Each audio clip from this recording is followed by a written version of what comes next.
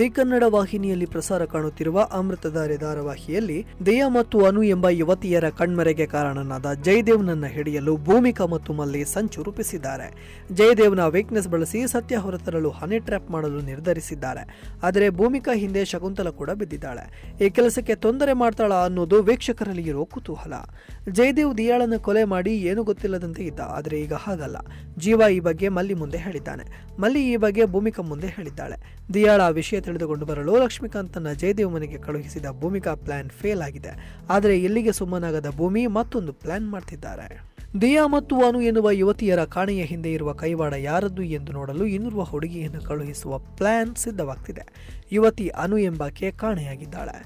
ಈ ಇಬ್ಬರ ಕಾಣೆಯ ಹಿಂದೆ ಜಯದೇವ್ನ ಕೈವಾಡ ಇದೆ ಎನ್ನುವುದು ಭೂಮಿಕಾ ಮತ್ತು ಮಲ್ಲಿಗೆ ತಿಳಿದಿದೆ. ಈಗ ಜಯದೇವ್ನನ್ನ ಅವನ ವೀಕ್ನೆಸ್ ಬಳಸಿ ನಾವೇ ಒಬ್ಬಳನ್ನು ಕಳುಹಿಸಿ ಟ್ರ್ಯಾಪ್ ಮಾಡಬೇಕು.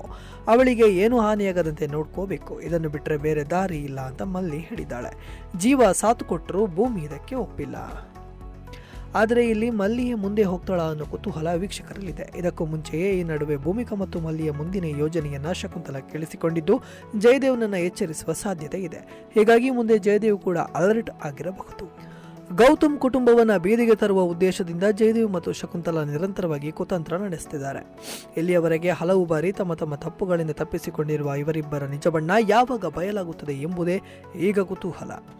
ಅಮೃತಧಾರೆ ಧಾರಾವಾಹಿ ಜೀ ಕನ್ನಡ ವಾಹಿನಿಯಲ್ಲಿ ಪ್ರಸಾರ ಕಾಣ್ತಾ ಇದೆ. ಛಾಯಾ ಸಿಂಗ್ ಭೂಮಿಕಾ ಎನ್ನುವ ಪಾತ್ರದಲ್ಲಿ ಕಾಣಿಸಿಕೊಂಡಿದ್ದಾರೆ. ಈ ಧಾರಾವಾಹಿ ಜೀ ಕನ್ನಡ ವಾಹಿನಿಯಲ್ಲಿ ಸೋಮವಾರದಿಂದ ಶುಕ್ರವಾರ ಸಂಜೆ 7 ಗಂಟೆಗೆ ಪ್ರಸಾರ ಕಾಣ್ತಾ ಇದೆ. ಇಂಟ್ರೆಸ್ಟಿಂಗ್ ಮತ್ತು ಇನ್ಫಾರ್ಮೇಟಿವ್ ವಿಡಿಯೋಗಳನ್ನ ಮಿಸ್ ಮಾಡ್ಕೋಬೇಡಿ. ಈಗಲೇ ಸಬ್ಸ್ಕ್ರೈಬ್ ಮಾಡಿ.